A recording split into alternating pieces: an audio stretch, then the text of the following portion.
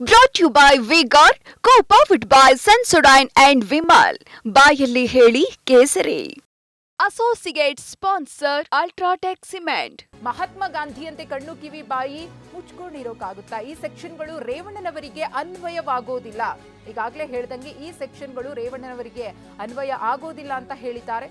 ರೇವಣ್ಣ ಪರ ವಕೀಲ ಸಿ.ವಿ. ನಾಗೇಶ್ ಅವರಿಂದ ಇನ್ನೂ ಕೂಡ ವಾದ ಮಂಡನೆ ಮುಂದುವರೆದಿದೆ. ಮಹಾತ್ಮ ಗಾಂಧಿಯಂತೆ ಕಣ್ಣು ಕಿವಿ ಬಾಯಿ ಮುಚ್ಚಿ ಸುಮ್ಮನಿರ್ತೇವೆ, ಈ ಸೆಕ್ಷನ್ಗಳು ರೇವಣ್ಣ ಅವರಿಗೆ ಅನ್ವಯವಾಗೋದಿಲ್ಲ. ವಾದ ಪ್ರತಿವಾದ ನಡೀತಾ ಇದೆ. ಆ ಒಂದು ವಾದ ಪ್ರತಿವಾದದ ಒಂದಷ್ಟು ಪ್ರಮುಖ ಅಂಶಗಳನ್ನ ನಿಮ್ಮ ಮುಂದಿಡ್ತಿದ್ದೀವಿ. ರೇವಣ್ಣ ಪರ ವಕೀಲ ಸಿ.ವಿ. ನಾಗೇಶ್ ಅವರು ಯಾವ ರೀತಿಯಾಗಿ ವಾದ ಮಂಡಿಸ್ತಾ ಇದ್ದಾರೆ ಅಂದ್ರೆ, ಜೈಲಿನಿಂದ ಅವರನ್ನ ಕರ್ಕೊಂಡು ಬರಬೇಕು, ಈ ಕೇಸ್ ದಾಖಲಿಸಿರೋದೇ ಕಾನೂನು ಬಾಹಿರ, ಕಾನೂನಾತ್ಮಕವಾಗಿ ಈ ಕೇಸನ್ನ ಇಲ್ಲಿ ರಿಜಿಸ್ಟರ್ ಮಾಡ್ಕೊಂಡಿಲ್ಲ, ಅಥವಾ ಕಾನೂನಿನ ಅಡಿಯಲ್ಲಿ ಏನೇನ್ ಇರುತ್ತೋ ಅದ್ಯಾವುದು ಕೂಡ ಇಲ್ಲಿ ಪ್ರಮುಖವಾಗಿ ಉಲ್ಲೇಖ ಆಗಿಲ್ಲ. ಈ ಕೇಸ್ ದಾಖಲು ಮಾಡಿರೋದೇ ಕಾನೂನು ಬಾಹಿರ ಅಂತ ಹೇಳಿ ಸಿ.ವಿ. ನಾಗೇಶ್ ಅವರು ಉಲ್ಲೇಖಿಸಿದ್ದಾರೆ. ಇದು ತಗೊಳ್ಳೋಣ. ಇದು ಇನ್ವರ್ಟರ್ ಎಸಿ. ನೀವು ಗ್ಯಾಮ್ಲರ್ ಅಲ್ವಾ? ಗ್ಯಾಮ್ಲರ್ ಜೂಜಾಡ್ತಿರಲ್ವಾ? ನೀವು ಜೂಜಾಡ್ತೀರಾ? ಇಲ್ಲ, ಯಾರು ಏನು ಹೇಳಿದ್ರು ಅಂತ ನೀನು ಎಷ್ಟು ಕಾಸ್ಟ್ಲಿ ಹಾಗೂ ಡೆಲಿಕೇಟ್ ಎಸಿ ತಗೊಂಡು ಸ್ಟೆಬಿಲೈಸರ್ ತಗೊಳ್ಳಿಲ್ಲ ಅಂದ್ರೆ ಇದು ಜೂಜಾಟ ತಾನೇ. ಒಂದೇ ಫ್ಲಕ್ಚುಯೇಷನ್ ಗೆ ನಿಮ್ಮ ಇನ್ವರ್ಟರ್ ಎಸಿಯ ಪಾರ್ಟ್ಸ್ ಡ್ಯಾಮೇಜ್ ಆಗಬಹುದು. ಅದನ್ನು ವಿ-ಗಾರ್ಡ್ ಉಪಯೋಗಿಸಿ ಸುರಕ್ಷಿತವಾಗಿರಿಸಿ. V-Guard, India's number 1 stabiliser. Remand ಅರ್ಜಿಯಲ್ಲಿ ಕಿಂಚಿತ್ತೂ ಸಾಕ್ಷ್ಯ ಸಂಗ್ರಹದ ಉಲ್ಲೇಖ ಇಲ್ಲ. ಈ ಪ್ರಕರಣಕ್ಕೆ ಸಂಬಂಧಪಟ್ಟಂತೆ ಏನು ಸಾಕ್ಷ್ಯಾಧಾರಗಳನ್ನು ಒದಗಿಸಬೇಕಾಗುತ್ತೋ ಆ ಒಂದು ಸಾಕ್ಷ್ಯಾಧಾರಗಳು ಕೂಡ ಇಲ್ಲ. ರಿಮಾಂಡ್ ಅರ್ಜಿಯಲ್ಲಿ ಕಿಂಚಿತ್ತೂ ಸಾಕ್ಷ್ಯ ಸಂಗ್ರಹದ ಉಲ್ಲೇಖವಿಲ್ಲ ಅಂತ ಹೇಳಿದ್ದಾರೆ.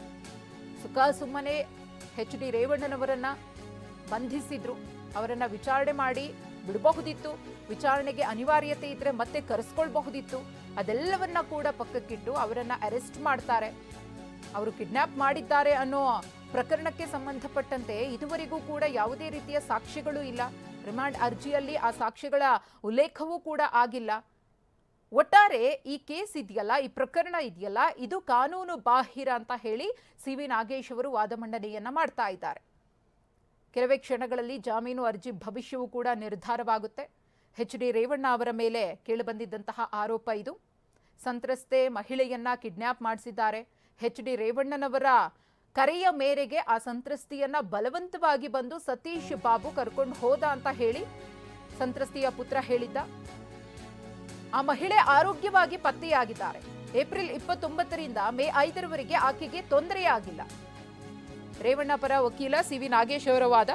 ಇನ್ನು ಅಪಹರಣಕ್ಕೊಳಗಾದಂತಹ ಮಹಿಳೆಯ ವಿಚಾರಕ್ಕೆ ಸಂಬಂಧಪಟ್ಟಂತೆಯೂ ಕೂಡ ಇಲ್ಲಿ ಸಿ.ವಿ. ನಾಗೇಶ್ ಅವರು ವಾದ ಮಂಡಿಸ್ತಾ ಇದ್ದಾರೆ.